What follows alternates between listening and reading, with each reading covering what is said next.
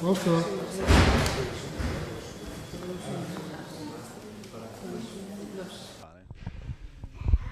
Sì, sono qui con il sindaco di Zentla, dove c'è una comunità di origine veneta, soprattutto di Cesio Maggiore di Lentiai, in provincia di Belluno, e poi il sindaco di Comapa, che è un comune confinante con Zentla, nello stato di Veracruz.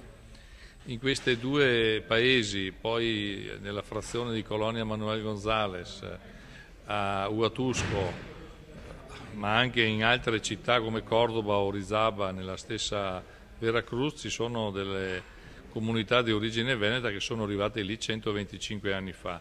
In onore di questo evento, nei primi giorni di novembre del 2009 si terrà la consulta dei veneti nel mondo proprio a Veracruz per quanto riguarda il corso per i dirigenti e a Huatusco, Zentla e Comapa per quanto riguarda invece la consulta.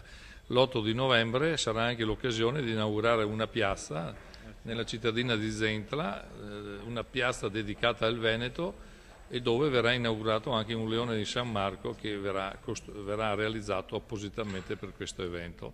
Ringrazio il sindaco e la sindaca per la sensibilità che hanno voluto nel chiedere alcuni mesi fa di poter donare un leone di San Marco in occasione della inaugurazione di questa piazza.